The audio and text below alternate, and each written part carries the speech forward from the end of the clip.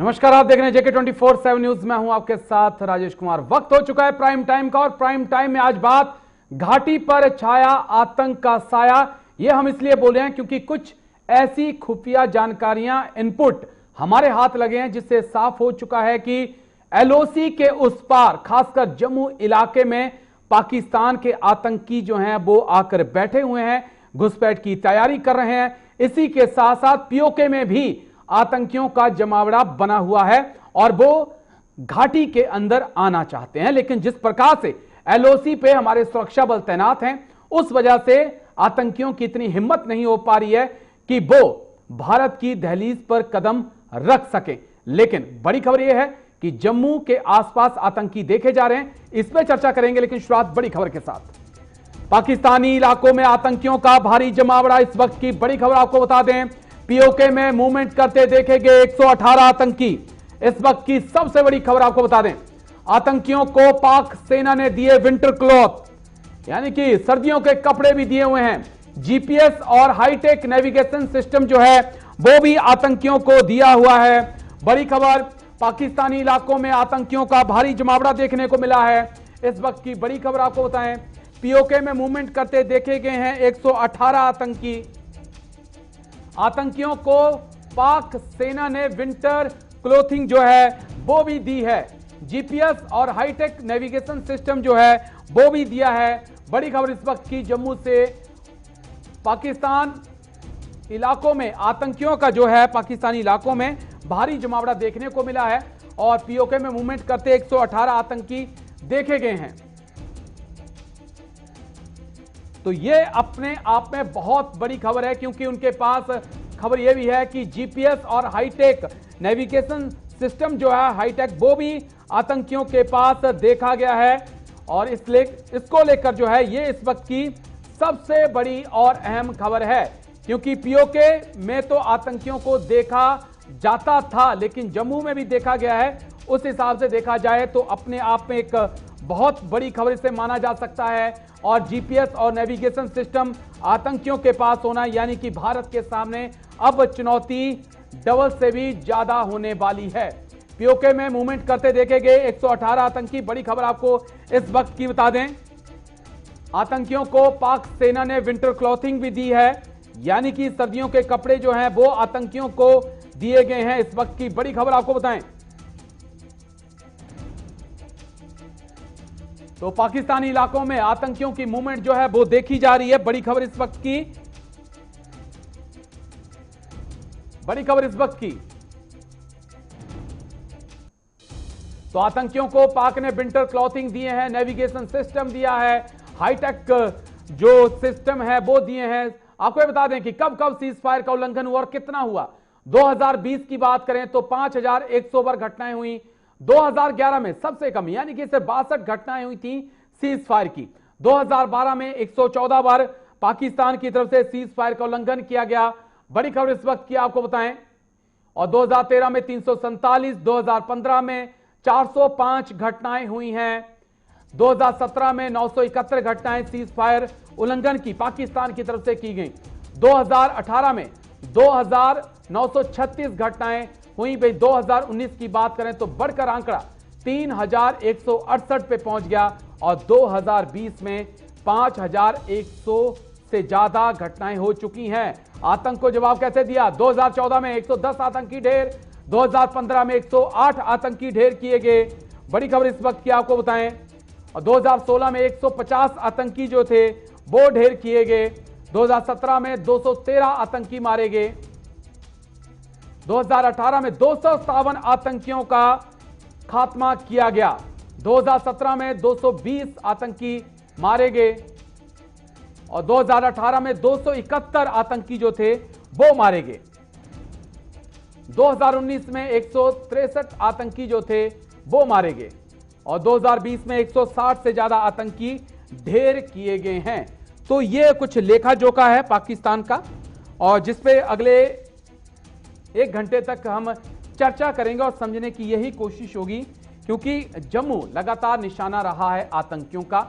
जिस प्रकार से नवंबर महीने में नगरोटा में इनकाउंटर हुआ, और जिस प्रकार से जम्मू के सांबा में सुरंग मिली, उससे साफ है कि इस वक्त जहां कश्मीर में बर्फ पड़ी हुई है, भाई आतंकी हिंदुस्तान में घुसने के लिए जम्मू और उसके आसपास के इलाकों को तलाश रहे हैं और वहां से घुसने की फिराक में हैं।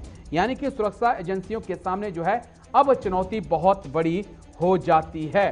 तो बड़ी खबर आपको बताई हमने।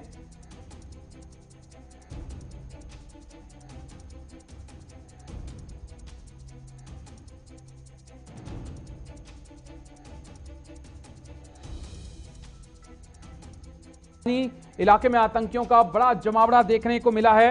पीओके में मूवमेंट करते 118 आतंकी देखे गए हैं। तो ये अपने आप में बड़ी खबर है। हालांकि इस वक्त एक और बड़ी खबर जो है जम्मू कश्मीर से आ रही है। कश्मीर के साथ जम्मू में भी हमलों की कोशिश तेज कर दी गई है। साजिश के पीछे पाक एजेंसी आईएसआई का हाथ है। बड़ी खबर इस वक्त की आपको बता दें, एलओसी के पार करीब 65 आतंकी मौजूद हैं। यानी कि 118 कश्मीर में और 65 जो है जम्मू के आसपास। जवाब देने के लिए बीएसएफ बिल्कुल तैयार है।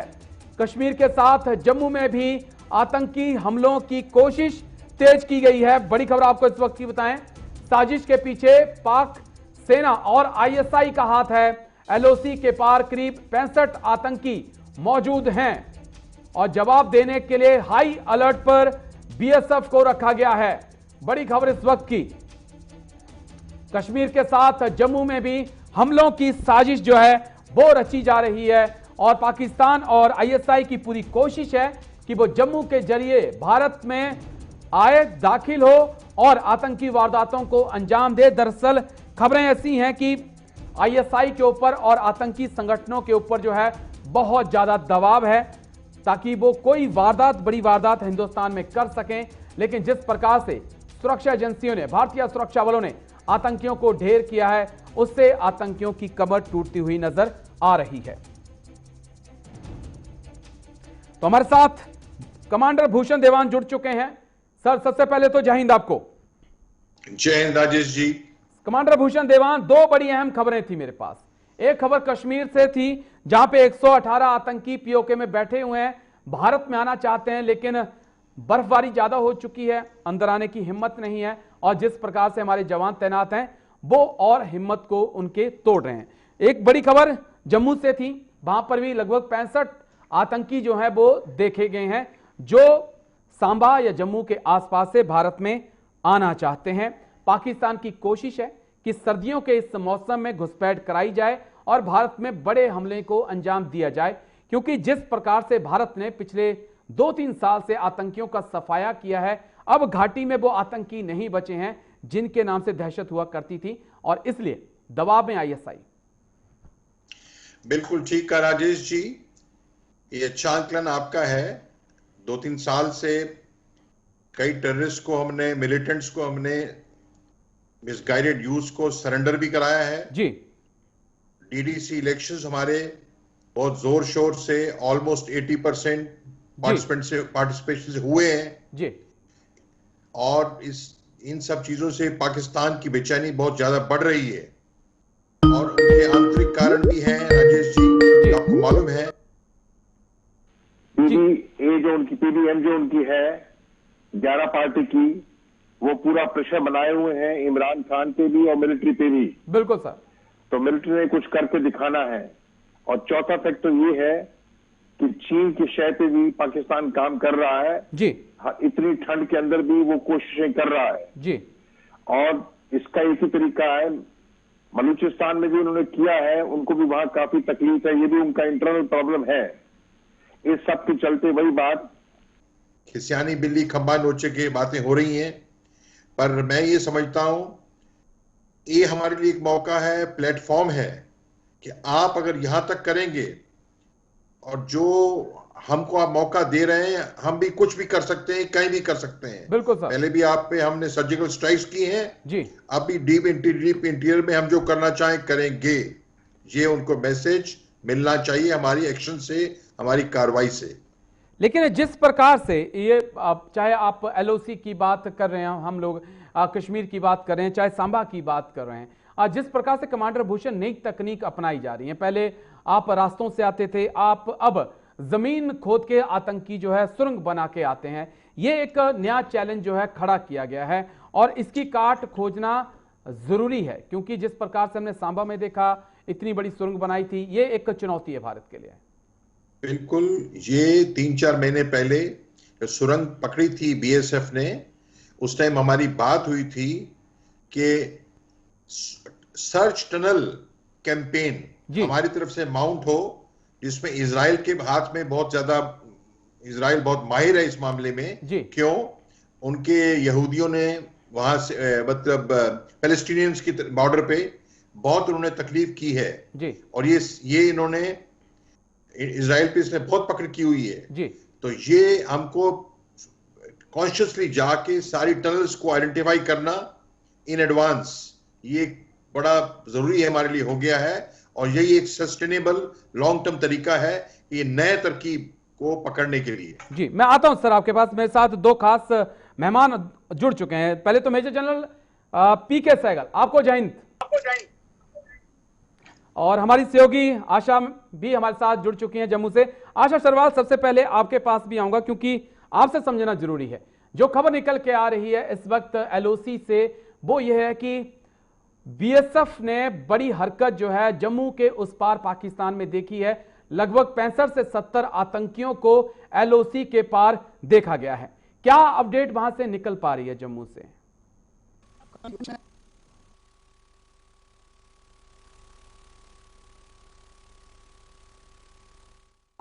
हाल ही के दिनों की आप बात कर लीजिए। वैसे तो अगर हम 2020 की बात करें तो 25 से ज्यादा आतंकवादी अभी तक मारे गए हैं, क्योंकि डीजीपी की तरफ से भी ये बड़ा खुलासा किया गया था और उन्होंने ये भी साफ कर दिया था कि ज्यादातर सरेंडर भी अभी हुए हैं 2020 में अगर हम देखें तो।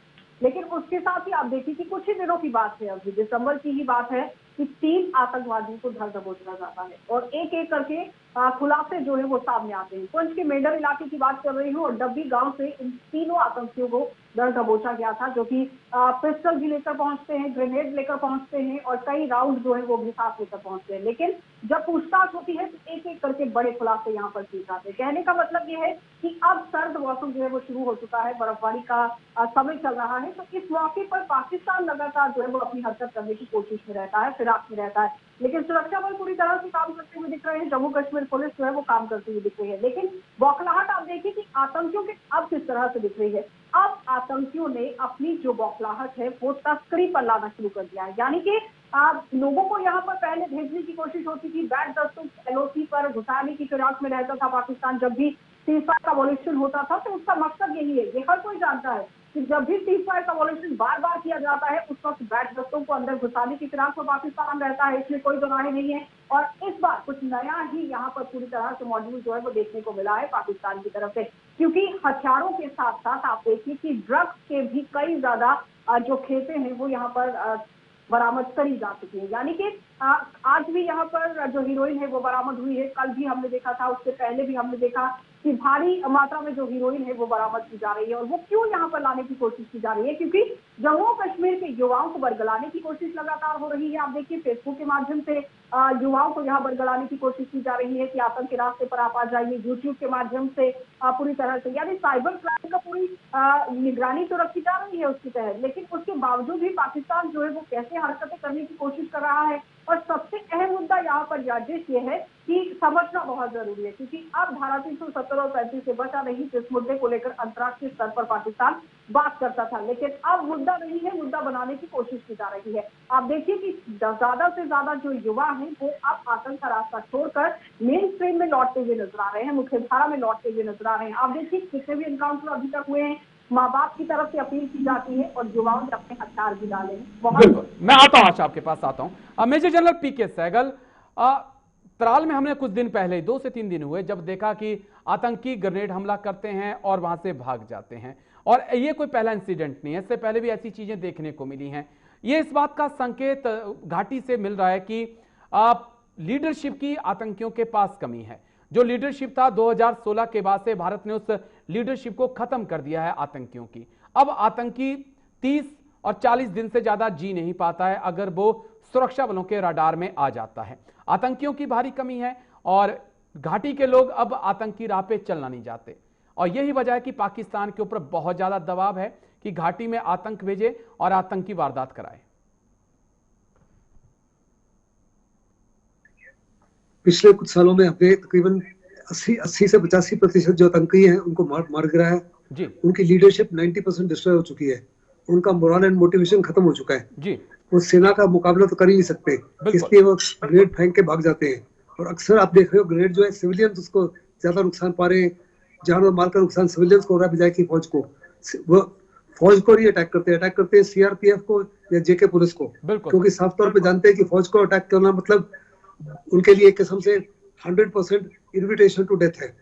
जैसे कि आपने कहा जब भी कभी हमला होता है हम उसके बाद में कोऑर्डिनेट सर्च करते हैं, कोऑर्डिनेट सर्च में 100% उनको एलिमिनेट किया जा रहा है और ये बड़े सक्सेस मिल रहा है, क्योंकि जम्मू कश्मीर की जो पॉपुलेशन है वो आतंक के साथ नहीं है जी, वो भी एक्शनेबल इंटेलिजेंस और इनपुट देती है सेना को, पुलिस को, सीआरपीएफ को, जिसके माध्यम से कोऑर्डिनेट सर्च किया जाता है और उनको ढेर किया जाता है।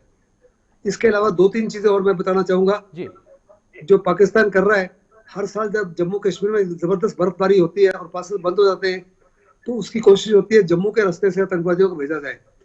इस साल उसकी बौखलाहट बहुत जबरदस्त बढ़ गई है, क्योंकि हमने कश्मीर के अंदर बिल्कुल रास्ते बंद कर दिए, उसको एटलीस्ट 10% सक्सेस मिल जाती थी।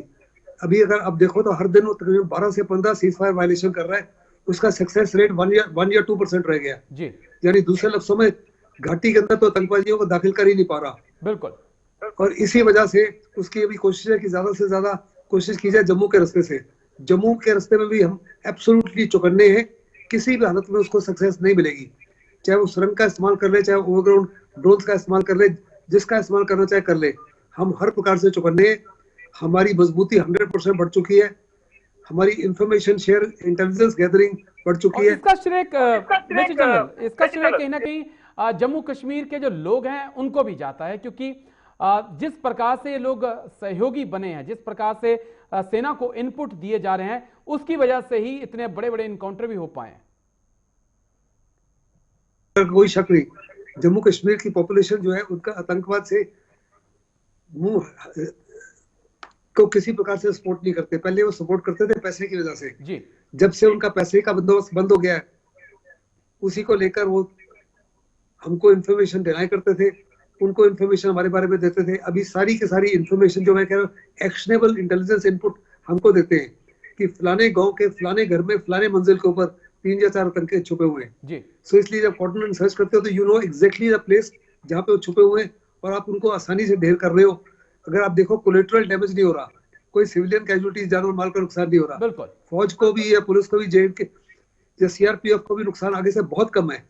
ये तभी संभव है क्योंकि वहां के जो अवाम है वो हर प्रकार से फौज की सहायता कर रहे हैं, हर प्रकार से पुलिस की सहायता कर रहे हैं, सीआरपीएफ की सहायता कर रहे हैं। मैं आता हूं सर आपके पास। कमांडर भूषण देवान, एक अहम सवाल और एक जो चीज मेरे सहयोगी आशा ने कही है वो बड़ी मायने रखती है, क्योंकि आतंक पे पाकिस्तान हार रहा है, लेकिन अब वो कोशिश कर रहा है कि ड्रग के जरिए और सोशल मीडिया के जरिए लोगों को भड़काए और भरमाए। और ऐसा देखने को भी मिला है, क्योंकि पंजाब में किस प्रकार से ड्रग सप्लाई होती थी वो हमने देखा है, अब उसके निशाने पर जम्मू कश्मीर के युवा हैं और ये एक नई चुनौती है हिंदुस्तान के सामने। ये ज्यादा गहरी चुनौती है राजेश जी। ये सटल और सीक्रेट वॉरफेयर में यूथ पंजाब जैसी स्टेट में भी ड्रग्स में फंसे, तो कश्मीर में चाहे उनकी सिंपैथी पाकिस्तान की तरफ ना हो यूथ की जी, पर ड्रग एक ऐसी चीज है जो ड्रोन से भी भेजी जाएंगी। बिल्कुल, पहले वाकया आए भी हैं और ये ज्यादा बड़ी चुनौती है। और बड़ी अच्छी बात है कि 370 की सक्सेस के चलते और डीडीसी में सब नेशनल कॉन्फ्रेंस और पीडीपी सभी ने पार्टिसिपेट किया है, तो इस मुहिम को कि ड्रग आगे ना बढ़े यूथ के बीच में, ये जरूर सफलता मिलेगी। मैं जनरल सहगल की बात में एक चीज ऐड करना चाह रहा था जी। मेरी समझ में ये इनोसेंट सिविलियंस, इंडियन सिविलियंस की डेथ्स जो है 2020 में 2019 के बनिस्बत ज्यादा हुई है जी। इससे भी पाकिस्तान के प्रति सहानुभूति कम होती है। ऐसे की बात जनरल साहब ने कही तो ठीक बिल्कुल है। तो इसके चलते ये हमको एक ऑफेंसिव डिफेंस फिर कहूंगा मैं, क्योंकि हम हमेशा उनकी बातों को, एक्शंस को झेलते रहे। तो हमने जो बात की थी पहले भी वही, मतलब हमको उनका जो बलूचिस्तान में है या जो भी है वो उसकी तरफ हमें ध्यान देना चाहिए ताकि इनके ऊपर प्रेशर आए। जी हाँ बिल्कुल, बैटल ग्राउंड चेंज करने की जरूरत है। मैं पीके सहगल सर से इसका जवाब लूंगा, लेकिन उससे पहले आशा मैं आपके पास आऊंगा। आशा, आपने एक बड़ी अहम चीज कही है और ये एक्चुअली में बहुत मायने रखती है जम्मू कश्मीर के लिए, क्योंकि जिस हिसाब से ड्रग और नशा, हीरोइन, तमाम गांजे वगैरह सप्लाई किए जा रहे हैं, ये इससे हमने अपने युवाओं को बचाना है। क्या वहां के लोग कर रहे हैं और क्या सरकार की तरफ से कदम उठाए जा रहे हैं ताकि सोशल मीडिया से जो गलत फेक जानकारियां बच्चों तक पहुंचाई जा रही हैं उनसे उनको बचाया जा सके, और ड्रग से बच्चों को कैसे बचाया जाए, खासकर टीन एजर्स को, इसके लिए क्या कुछ किया जा रहा है? देखिए राजेश, सबसे पहले तो सरकार की तरफ से, प्रशासन की तरफ से एक बहुत बड़ा कदम यहां पर उठाया गया है कि जम्मू कश्मीर के अंदर 4G को बिल्कुल पूरी तरह से बंद कर दिया गया है। सुरक्षा को मद्देनजर रखते हुए कारण बताया गया था, लेकिन कहीं ना कहीं फैसला जो है वो सही अब लग रहा है, क्योंकि जिस तरह से बरगलाने की कोशिश की जा रही है पाकिस्तान की तरफ से 2G पर, आप देखिए कि वीडियो को आप ज्यादातर बफरिंग होते ही देखेंगे और बहुत समय लगेगा और शायद आप कम ही उसका इस्तेमाल करते हुए भी देखेंगे। लेकिन अगर हम यहाँ पर ये देखें कि हमारी कितनी टीमें अभी तक काम कर रही हैं, तो यहां पर पुलिस की तरफ से अलग से टीमों का गठन किया गया है जो ग्राउंड तक पहुंचने की कोशिश कर रही हैं। अलग अलग जिलों में टीम बनाई गई हैं और सीधे तौर पर लोगों को योगदान देने के लिए कहा गया है कि अगर आपके किसी भी गली मोहल्ले के अंदर इस तरह से ड्रग्स के मामले देखने को मिलते हैं या फिर कहीं बेचते हुए कोई दिखता है या किसी भी तरह का कोई सुराग हाथ लगता है, तो आप पूरा सीधे तौर पर संपर्क जो है वो पुलिस के साथ करेंगे। लेकिन उससे बड़ी बात यहां पर राजेश ये है कि जम्मू कश्मीर के अंदर आप अगर आंकड़ों की बात करेंगे कि पिछले एक साल में किस तरह से जम्मू कश्मीर का आंकड़ा जो है वो आतंक की राह पर देखा जा रहा है। आप देखिए कि 97 आतंकवादी एक साल में मारे जाते हैं। उसके साथ आप देखिए कि जम्मू कश्मीर के अंदर जो मुठभेड़ें होती हैं वो किस तरह से देखने वाली बात है, क्योंकि स्थानीय लोगों को भी टारगेट करने की कोशिश की जा रही थी। आप जिस तरह से पहले बात कर रहे थे कि स्थानीय लोगों को टारगेट करने की कोशिश नहीं की जा रही थी, तो मैं आपको बता दूं कि अब जो पाकिस्तान है वो रिहायशी इलाकों को निशाना बनाने की कोशिश करता है। आप देखिए गोले कहां पर दागे जाते हैं, हमेशा पुंछ के कलसिया इलाका है, बांडी चेचिया इलाका है, कृष्णा घाटी सेक्टर है, जहां पर रिहायशी इलाकों को निशाना बनाने की कोशिश की जाती है और कई बार लोग वहां पर घायल भी हो जाते हैं। इसका सीधे तौर पर मुंहतोड़ जवाब तो दिया जाता है, लेकिन मानसिकता आप देखिए कि बौखलाहट किस तरह से। उसके साथ आप देखिए कि यहां पर अगर हम सुरक्षा कर्मियों की बात करें तो एक साल में हमने अपने सुरक्षा कर्मियों को भी खोया, 29 हमारे जवान यहां पर शहीद भी हुए। लेकिन 5 जून को आप देखिए कि कुल 55 यहां पर घटनाएं होती हैं आतंक की, जिनमें 10 नागरिकों की भी मौत हो जाती है। तो ये आंकड़ा एक बहुत चिंता का विषय भी सामने लेकर बैठता है और दिखाई भी देता है कि आखिर हमें किस तरह से काम करना है। टोक रहा हूं, लेकिन क्या ये इस वजह से हो रहा है कि आतंकी सुरक्षा बलों को निशाना नहीं बना पा रहे हैं? बौखलाहट ऐसी है कि आपने सिविलियन को ही निशाना बनाना शुरू कर दिया है? देखिए बौखलाहट तो देखते ही बन रही है राजेश, क्योंकि ये कोई पहला मौका नहीं है जब इस तरह से मौत के घाट उतारे गए हों। आप देखिए टॉप कमांडर्स को किस तरह से मौत के घाट उतारा गया है। अभी लश्कर तैयबा के ही कितने आतंकवादियों को यहां पर मारा गया है, अल बदर के कितने आतंकवादियों को यहां पर मारा गया है, और उसके साथ ही साथ HM के आप देख लीजिए किस तरह से वो वारदात को अंजाम देने की कोशिश करते हैं, लेकिन जब जिंदा पहुंच जाते हैं मुर्दा वापिस ही जाते हैं। वो ये सब जानते हैं क्योंकि हमारे सुरक्षा बल पूरी तरह से मुस्तैद रहते हैं। अब हाल ही में आप देखिए कि ग्रेनेड से भी अटैक करने की कोशिश की गई थी किस तरह से नाका पार्टी पर। तो ये यहां पर पूरी तरह से जब आप देखिए कि ग्राउंड पर क्या सिचुएशन है, तो वो सिर्फ और सिर्फ बौखलाहट ही यहां पर दिखती है। और जाहिर तौर पर इसीलिए आंकड़े बताना बहुत जरूरी है कि आतंकियों की नकेल कसे जाना भी बहुत जरूरी है। क्या अब बैटल ग्राउंड को चेंज करने की जरूरत और समय आ चुका है? क्योंकि जो घाटी में हमारी तरफ आतंकी थे लगभग वो खत्म है, और अब हमारे जो युवा हैं जम्मू कश्मीर के, वो आतंकी राह पर चलना भी नहीं चाहते हैं। हालांकि पाकिस्तान और ISI जो है बिल्कुल कोशिश कर रही है कि युवाओं को बरगलाया जाए, लेकिन अगर बैटल ग्राउंड चेंज हो जाता है और जो POK में बैठे हैं या जम्मू के उस पार बैठे हैं, अगर उनको निशाना बनाया जाता है, तो ये एक और बड़ी चोट पाकिस्तान पे हो सकती है।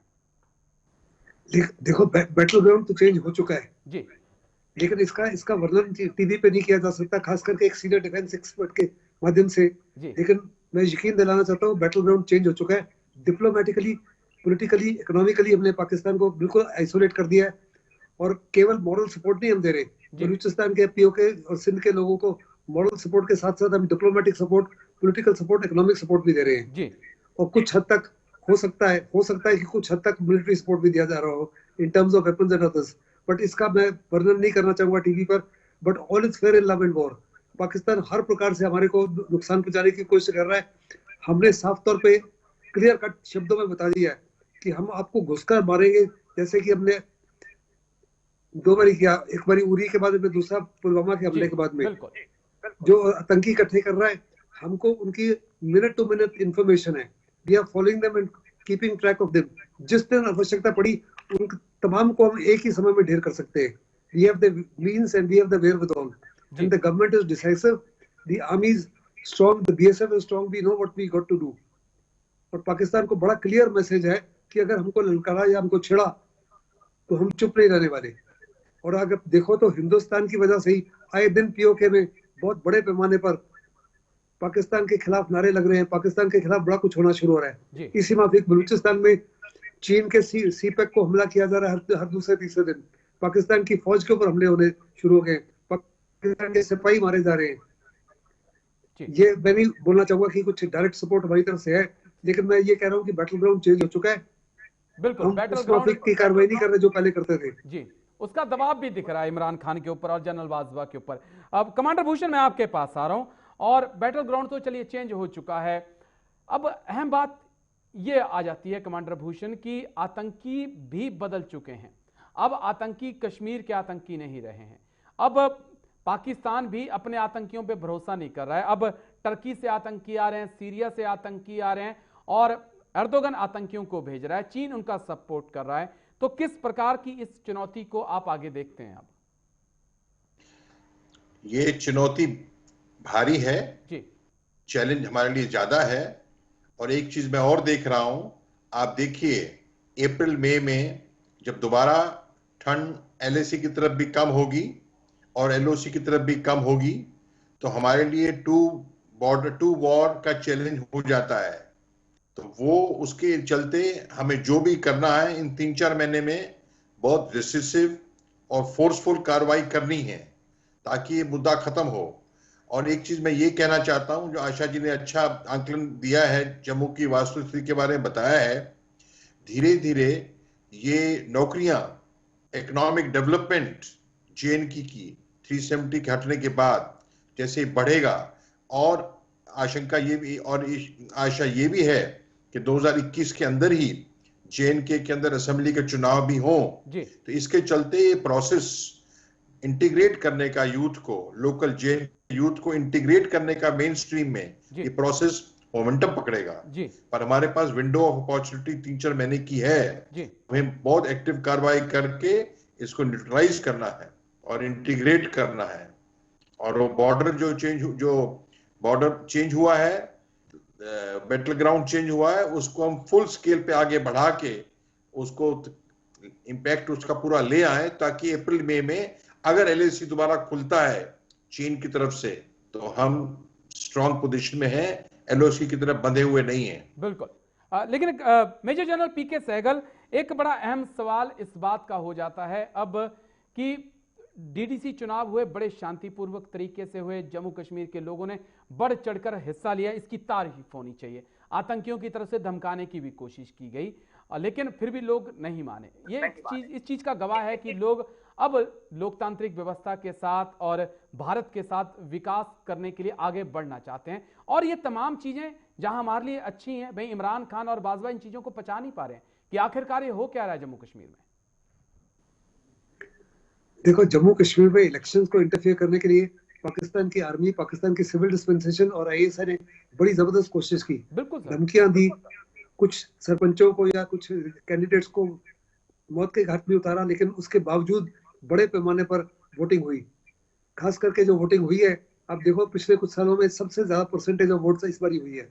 और तमाम पार्टीज ने, किसी ने बाइकआउट नहीं किया, चाहे गुपकार गैंग मिलकर किया इलेक्शन, लेकिन इलेक्शन वो लड़े। और ये बहुत बड़ा सक्सेस था डेमोक्रेसी के लिए, और पूरी दुनिया को बड़ा क्लियर मैसेज गया है कि हिंदुस्तान में ट्रांसपेरेंसी है, हिंदुस्तान में गुड गवर्नेंस है, और हिंदुस्तान के जो यूथ है जम्मू कश्मीर में वो संतुष्ट है और देश के साथ इंटीग्रेट होना चाहते हैं। अगर आप देखो, जब कोई रिक्रूटमेंट के लिए रैली होती है तो कितने बड़े पैमाने पर जम्मू कश्मीर के युवक सामने आते हैं कुछ वैकेंसीज को फिल करने के लिए। कुछ पहले हमने एक लेडीज बटालियन के, लड़कियों की बटालियन भी खड़ा करना चाहते थे, उनके लिए कुछ 80 वैकेंसीज थी, लेकिन घाटी में से तकरीबन 4000 लड़कियां सामने आई उस बटालियन को ज्वाइन करने के लिए। देखो, ये साफ तौर पर दर्शाता है कि उनका जो मन है हिंदुस्तान की तरफ हो गया। इंफ्रास्ट्रक्चर बहुत इंप्रूव किया जा रहा है जी इकोनॉमिक कंडीशन की जा रही है, वहाँ आईआईटी खोले जा रहे हैं, आईआईएम खोले जा रहे हैं, एम्स खोलने की कोशिश की जा रही है। और प्रधानमंत्री जी की पूरी कोशिश है कि हिंदुस्तान की स्मार्टेस्ट सिटी जो है वो श्रीनगर बने, ताकि श्रीनगर में बहुत बड़े पैमाने पर टूरिस्ट आए। अगर आप देखो तो स्विट्जरलैंड में एनुअली 60 मिलियन टूरिस्ट आते थे पेंडेमिक से पहले, बिल्कुल जबकि अच्छे साल में कश्मीर में 1 मिलियन से ज्यादा कभी नहीं आए। कहाँ 60 मिलियन, कहाँ 1 मिलियन। बिल्कुल सर। एल्प्स की एवरेज हाइट 5,500 फीट है, श्रीनगर की बेस हाइट 5,000 फुट है। नॉर्थ में, साउथ में, ईस्ट में, वेस्ट में पहाड़ियां 16,000 से 18,000 तक है।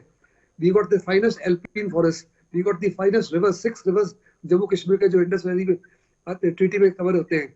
सो you got the trout fishing, you got the riverine adventure, finest ski slopes in the world है, जिनको हम डेवलप नहीं कर पाए क्योंकि अमन नहीं था। बिल्कुल बड़े पैमाने पर इंडस्ट्री को लाया जाएगा वहाँ पे। स्वर्ग की हालत खराब कर दी थी, लेकिन अब वापस लौट रहा है धरती का स्वर्ग, वैसा ही बनेगा। भूषण देवान, मैं आपके पास आ रहा हूं। भूषण देवान, जो खबर ये निकल के पाकिस्तान से आ रही थी, जब मैं इसकी गहराई से अध्ययन कर रहा था तो 2-3 चीजें मुझे मिलती हैं।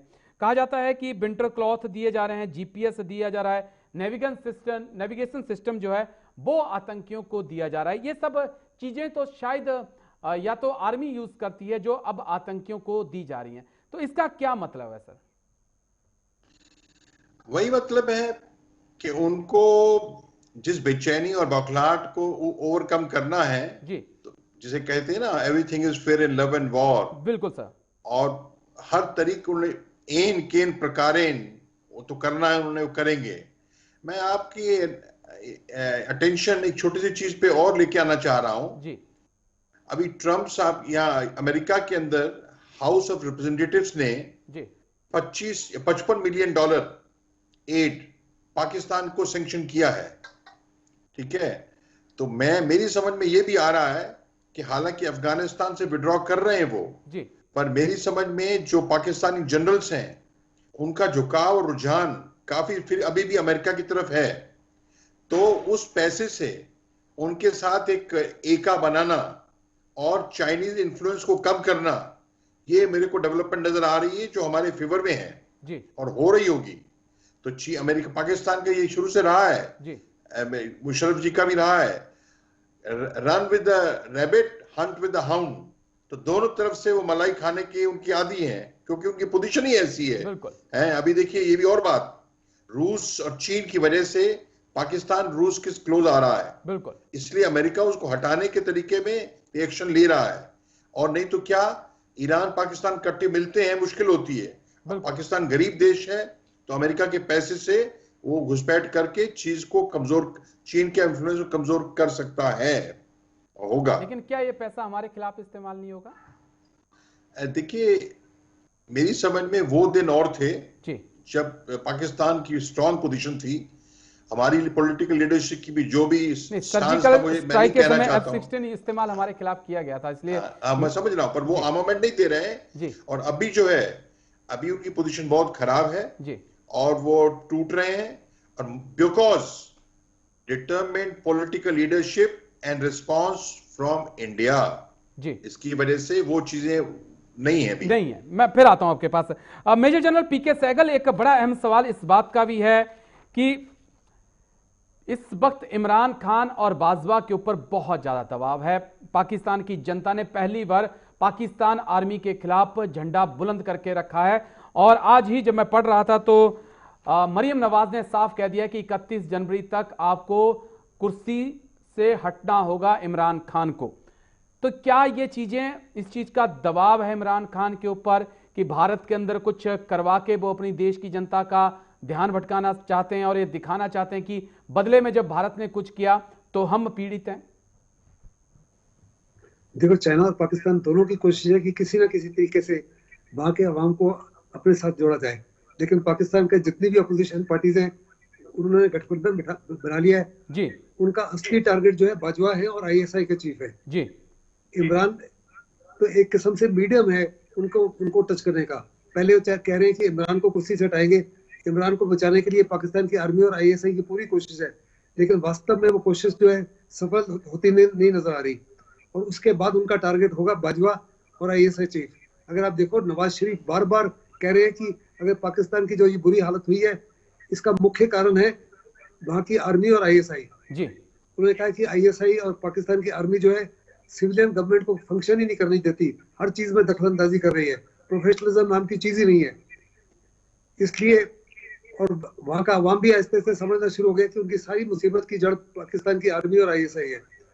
वहाँ पे बेरोजगारी है, कीमतें आसमान को छू रही हैं, लेकिन उसके बावजूद पैसा ना होने के बाद भी आईएसआई और पाकिस्तान की आर्मी 40% जितना उनका रेवेन्यू है उनके ऊपर खर्च किया जा रहा है, बिल्कुल। जबकि पाकिस्तान को किसी देश से किसी प्रकार का कोई खतरा नहीं है।